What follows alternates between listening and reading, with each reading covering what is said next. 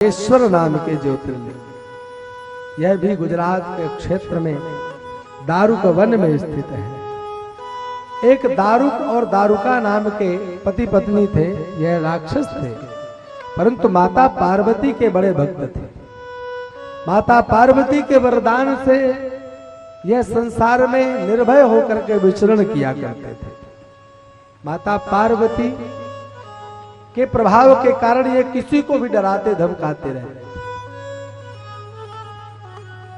माता पार्वती के प्रभाव से, जैसे कोई मंत्री मिनिस्टर के साथ में रहने वाला कोई सहायक होता है ना, जिसे आप लोग उनका अंगरक्षक बोलते हैं, पीए बोलते हैं, कुछ भी बोलिए, तो जितना विधायक जी, मंत्री, मिनिस्टर, सांसद महोदय को अपने पद का अभिमान नहीं होता है, उससे कहीं ज्यादा अभिमान उन पीए साहब को होता है, क्योंकि वो हमेशा पीए जैसे ही रहते हैं। क्यों? क्योंकि वो मंत्री जी के पीए हैं, तो मंत्री जी भले ही सावधान रहें, पर पीए तो हमेशा पीए रहते हैं।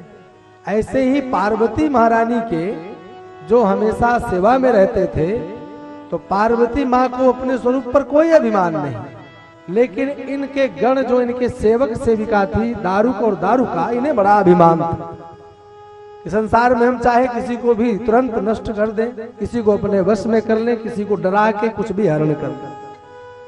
पार्वती माँ ने इन्हें उस वन में वन की सुरक्षा के लिए रखा था, क्योंकि वह वन पार्वती माँ को बड़ा अच्छा लगता था। कभी कभी माँ पार्वती स्वयं उस वन में विचरण करने आया करती थी। वैसे ही जैसे आप अपने घर के आसपास कोई पार्क बना लें और उस पार्क की देख रेख के लिए किसी माली को रख दें, ऐसे उस पार्क के माली ही मात्र थे, लेकिन मालियों को भी बड़ा भयंकर अहंकार हो गया, हो जाया करता है। मंत्री मिनिस्टर के घर में पूजा करने वाले को अभिमान, मंत्री मिनिस्टर के घर में माला देने वाले को अभिमान, मंत्री मिनिस्टर महोदय के यहाँ जो दरवाजे पर खड़ा हुआ दरबान है, उसे भी अभिमान होता है कि मैं मंत्री जी का पहरेदार हूँ, मंत्री जी का दरबान हूँ। बड़ा घमंड, छाती तनी होती, इनकी भी छाती वैसे तनी रहती। इन्होंने अपने उस पद का बहुत दुरुपयोग किया। इन्होंने वहां पर वन में रहने वाले ऋषियों को परेशान करना शुरू कर दिया। ब्राह्मणों को यज्ञ ना करने दे, ऋषि लोग आए कुछ दान पुण्यादि धर्म करने के लिए, उन्हें परेशान करने लग जाए। कोई महामुनि आकर के तपस्या करने लग जाए, उसे वहां से भगा दे। यहाँ तक कि उस वन में रहने वाले जो तपस्वी ऋषि मुनि, सबको भगाना शुरू कर दिए। गंधर्व लोग आकर के कभी कभी उस वन में विचरण करते, उन्हें भगाने लगे। ऐसा करते करते जब इन्होंने सबको परेशान किया, तो सभी देवता, ऋषि मुनि, गंधर्व आज एक ऋषि के पास पहुंचे, जिनका नाम था महर्षि औरव। औरव ऋषि के शरण में गए, जाकर के औरव से कहा, प्रभु आप ही बचा सकते हैं। उस दारुक और दारुका नामक राक्षसी जो पार्वती की सेवक सेविका हैं, उनके प्रभाव से हम वहां एक मिनट भी टिक नहीं पा रहे हैं। यज्ञ आगादि कर्म, तप तपस्या, दान पुण्यादिक धर्म सब बंद करवा दिए हैं। हमारी रक्षा कर, हम कहां जाएं, कहां तपस्या करें। तब महर्षि औरव ने देवताओं का आवाहन किया। इंद्रादिक देवताओं के द्वारा प्राप्त सेना को लेकर के उन ऋषियों ने इन दारुक दारुका पर चढ़ाई कर दी। इनके डर से भयभीत होकर के ये वहां से भग गए और समुद्र के बीचों बीच, जल के बीचों बीच इन्होंने अपना नगर बसाया। एक टापू था, उस टापू में जाकर के ही यह दारुक दारुका एवं अपने ही समान जितने भी इनके गण थे, उन सभी दैत्य गणों को, पुत्र पौत्रियों पौत्रों को लेकर के वहां पहुंच गए। वहीं पर सुख सुविधाएं संपन्न कर ली और आनंद पूर्वक निवास करने लगे। वन को खाली करा करके ऋषि लोग आनंद पूर्वक तपस्या करने लगे। अब ये वहां पर भी परेशान करना शुरू कर दिए, क्योंकि बड़े बड़े व्यापारी, वैश्य इत्यादि व्यापारी अपने नाव में माल लाद करके इस नगर से उस नगर में जाते, नाव में बैठ करके अपना जाकर के अन्न इत्यादि बेचते और वहां से बहुत सारा सामान लेकर के आते, औषधि लेकर के आते, भोजन इत्यादि की सामग्री लेकर के आते। तो अनाज लेकर के जाया करते थे उन नावों में बैठकर बेचने के लिए। अनाज लेकर के ही जाया जाता था ना, पहले पैसा रुपया नहीं था लोगों के पास। आपको मालूम है ना, पहले याद होगा, हमें तो याद है, पहले जो दुकानें गांव में होती थी, तो आज के बालकों को नहीं पता होगा क्योंकि आजकल तो मॉल बन गए हैं, आजकल तो ऑनलाइन सिस्टम भी हो गया है। अब वो अनाज वाली बात भूल गए सभी लोग। तो याद होगा यहाँ पर सभी लोगों को कि गांव में जो छोटी छोटी दुकानें होती थी, जहां पर मसालों से लेकर के हर सामग्री मिलती थी, जहां पर गुड़ इत्यादि मिलता, उसी दुकान में बर्फी भी मिलती थी, उसी दुकान में पेड़े मिला करते थे, सब कुछ एक ही दुकान में मिला करता था। यहाँ तक कि साग भाजी आलू इत्यादि भी उसी दुकान में मिल जाते थे। तो आपके पास उस समय गांव के लोगों के पास ज्यादा पैसा नहीं होता था। क्या होता था?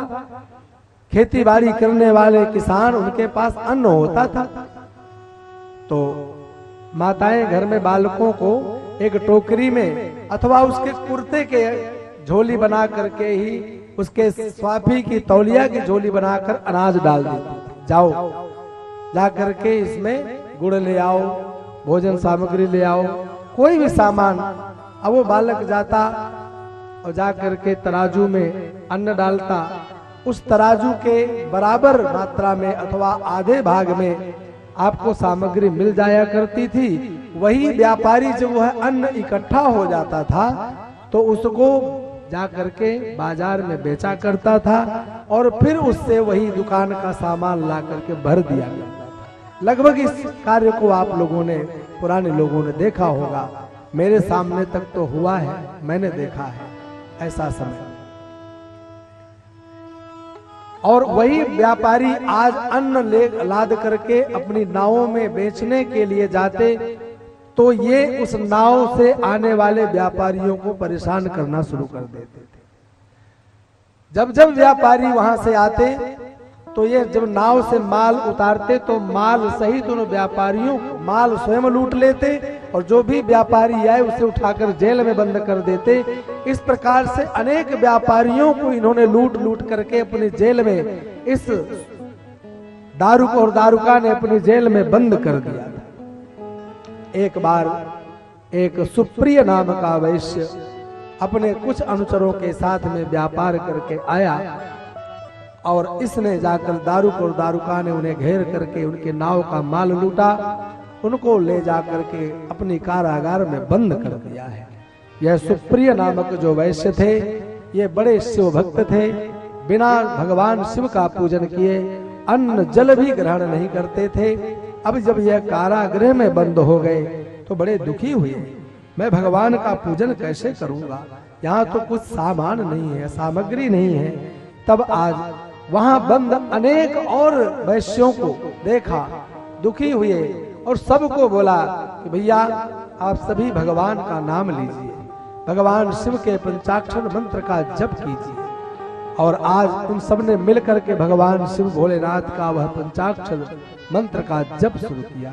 नमः शिवाय शिव नमः शिवाय, हर हर भोले नमः शिवाय, नमः शिवाय शिव नमः शिवाय, हर हर भोले नमः शिवाय, नमः शिवाय शिव नमः शिवाय, हर हर भोले नमः शिवाय, नमः शिवाय शिव नमः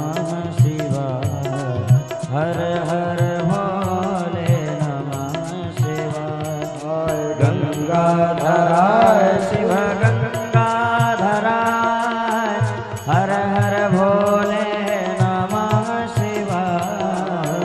गंगाधराय शिव गंगाधराय, हर हर भोले नमः शिवाय। गंगाधराय शिव गंगाधराय, हर हर भोले नमः शिवाय। शिव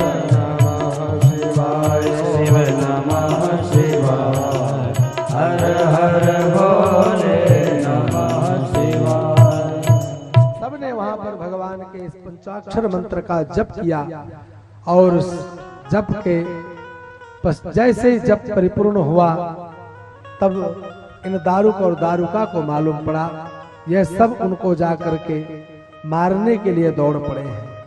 आज सबके सब उनसे भयभीत होकर के भगवान शिव को विरह कातर होकर पुकारने लगे हैं।